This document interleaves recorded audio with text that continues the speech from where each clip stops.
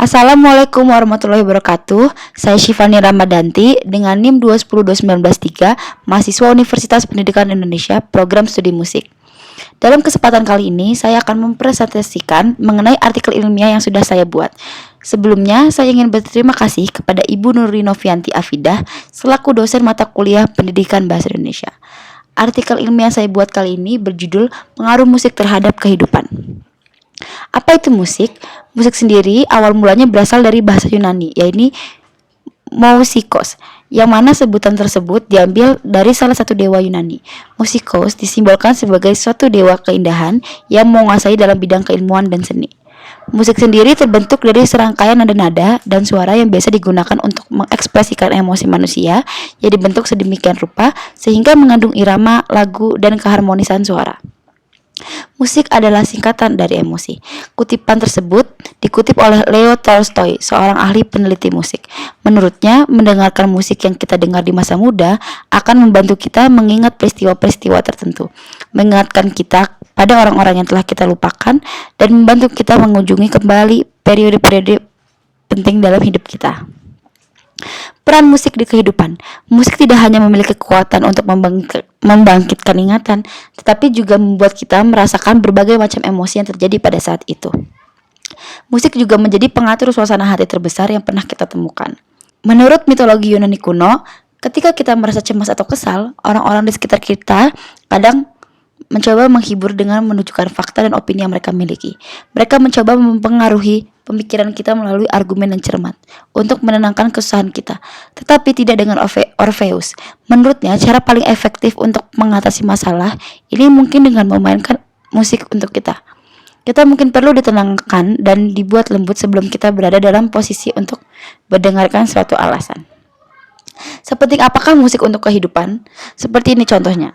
Di saat kita berada di bawah tekanan atau mungkin ada banyak hal yang harus dilakukan, tetapi kita malah terbiasa untuk menutupi semua sendiri dan tetap berdiri tegak sambil memberikan senyuman terbaik.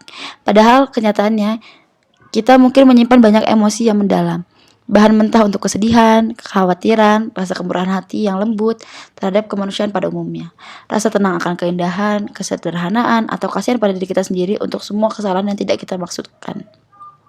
Namun dari situlah musik begitu penting, karena ia menawarkan penguatan dan dorongan. Potongan musik tertentu memberikan kekuatan dan dukungan pada disposisi emosional yang berharga tetapi tentatif. Sebuah lagu pasti memiliki euforianya sendiri untuk memperkuat perasaan, bisa dari perasaan yang sedih ataupun gembira. Apa yang bisa kita pelajari dari musik? Kita juga bisa belajar bahwa kita bisa mencintai semua orang dan menemukan kesenangan sejati dalam hidup. Hal-hal yang terasa di luar jangkauan, tampak lebih dekat dan banyak sekali yang bisa dicapai. Mengapa musik kebalikan dari kebisingan? Karena dengan menemukan bagian musik yang tepat pada waktu yang tepat, kita dapat menyorot emosi yang seharusnya kita rasakan lebih kuat dan memungkinkan reaksi terbaik kita sendiri menjadi lebih terlihat dan aman. Kita akhirnya merayakan emosi yang menjadi hak kita. Kita hidup sesuai dengan apa yang sebenarnya kita rasakan. Disitulah kita menyadari bahwa musik sangat berpengaruh terhadap kehidupan. Teknologi fMRI. Dengan menggunakan teknologi ini, para peneliti menemukan mengapa musik dapat menginspirasi perasaan yang begitu kuat dan mengikat kita begitu erat dengan orang lain. Dikarenakan musik mempengaruhi pusat emosional yang ada di dalam otak. Satu nada suara saja tidak benar-benar menyenangkan, tetapi jika suara-suara ini diatur dari waktu ke waktu, dalam semacam pengaturan itu akan menjadi luar biasa kuat. Musik sebagai obat depresi. Musik juga dianggap sebagai pengobatan yang bermanfaat untuk depresi. Musik memicu ingatan yang jelas dan dapat membantu orang untuk mengingat bagian-bagian sulit dari hidup mereka yang mungkin tidak seburuk yang mereka pikirkan. Mungkin musik tidak dapat menyembuhkan, tetapi dapat membantu menyembuhkan. Dari semua ini, pada akhirnya kita dapat mengakui betapa tidak berdayanya kita untuk mengubah suasana hati yang selama ini dikeluarkan melalui alasan saja. Kehidupan yang baik tidak hanya membutuhkan perpustakaan ide. Itu membutuhkan keluasan pada pikiran yang secara sistematis dapat menarik kita kembali ke diri kita yang penuh harapan, sensitif, dan tangguh. Sangat berterima kasih untuk megahnya harmoni, untuk indahnya melodi, dan setiap makna yang ada di dalamnya.